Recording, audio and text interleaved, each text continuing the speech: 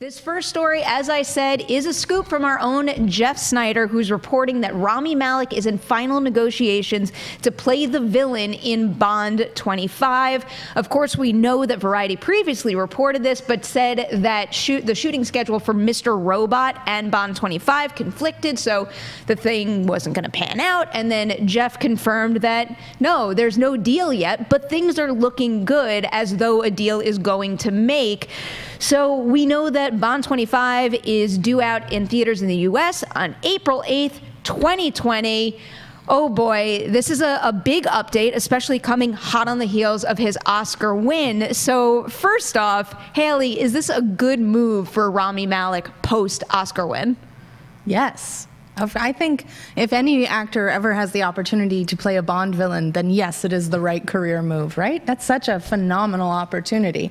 I also just think it's I've said this before, but I think it's a great fit for him, for his vibe, his aesthetic. I think he'll make a really memorable Bond villain. And yeah, I'm for it. I think that's a nice step into...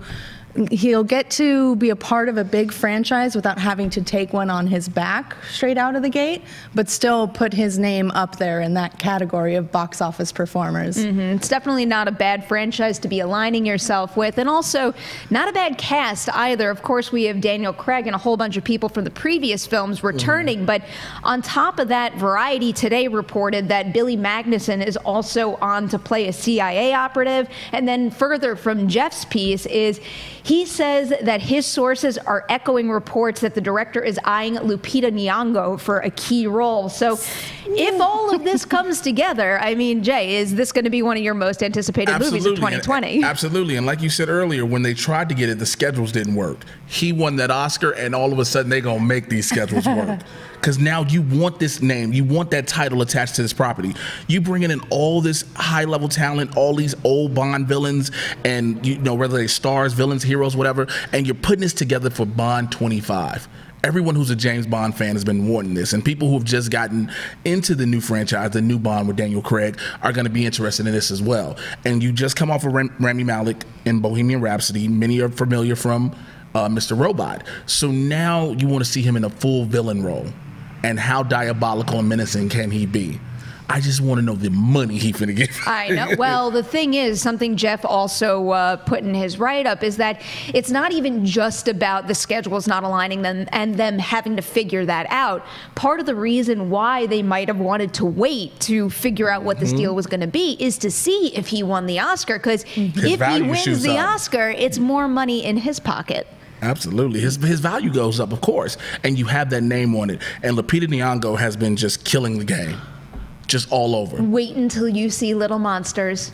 I am so excited for the two of you to see that movie, because she is something else in it. I'm so mad that you've seen it. She's so good. But you see what I'm saying? You add these type of names and adding this star power to this. A lot of people could have those hopes that go high and then it crash, but I don't think that's the case with this.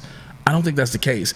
And to have somebody like Daniel Craig, Rami Malek, Lupita Nyong'o in the forefront, that speaks volumes. And then put Cary Fukunaga, of all people, at the helm. I'm sure that piqued your interest, Haley. Absolutely. I mean, I am a Fukunaga fan. I wasn't obsessed with Maniac, but I do like what he does. And I think that it's exciting because it's a strong, you know, if it's true that this is Daniel Craig's last film, which we've certainly heard before, so we will see. But it's more interesting to me to have him go out on a creative partner he hasn't worked with before that could push the franchise in a new direction, the way that Sam Mendes did with Skyfall.